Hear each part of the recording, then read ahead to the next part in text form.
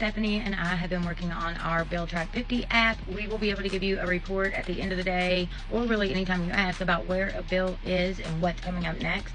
Some things that got filed today: there's HB 87, which if you have a felony and you're applying for a job in public employment, this would weigh your felony offense with the job that you were seeking and have a hearing to determine whether your felony actually affects your ability to do that job. There is a House Bill 54, trade jobs.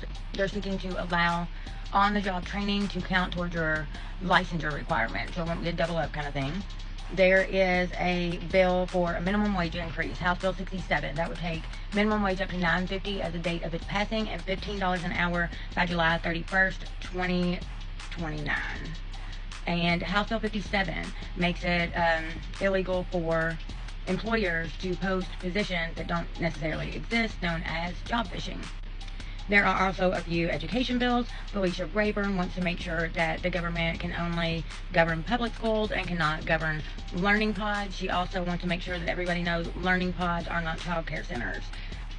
House Bill 65, that is the 10 Commandment bill that would put the 10 Commandments in our school system. And if you want to see what's going on with that in another state, you can look at Louisiana right now. House Bill 53, they really don't want us using balloons in celebrations. They can make it illegal for us to release balloons. House Bill 84 wants to make sure the Cabinet for Health and Family Services does not rely on or use the information from the World Health Organization. House Bill 74, though, does want to ensure that females in our public education system have access to hygiene products. I believe that all genders could be provided hygiene products in the school. Senate Bill 33, David Yates is trying to decriminalize bullshit marijuana charges and get those expunged from your record. Also, there has been a bill filed as to DUI for marijuana. I testified on that 2 years ago now, I think, when they were discussing it at 4 nanograms. Now they have it at 5. But that's not actually my main issue, and we'll get into that on another day. There's been a bill filed that affects housing. There are a lot of single-family homes rented where the owner does not live on the property, but essentially the bill says you can't do that. If you own the property, you got to live on it. Also, since it's a single-family home, if you want to rent like your basement or your mother-in-law house out back, you have to get approval from the county government, the fiscal government, the city government, wherever that is, to do so. It's all on who you know is what I'm saying. But a lot of people could potentially lose their homes because of it if this bill passes.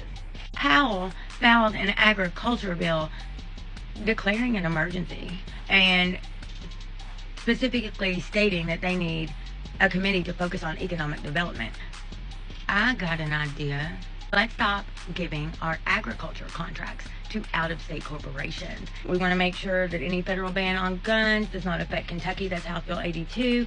And tomorrow, the A&R committee meets to discuss reducing that income taxes a little bit more. Let's make sure we don't touch that rainy day fund for housing or education.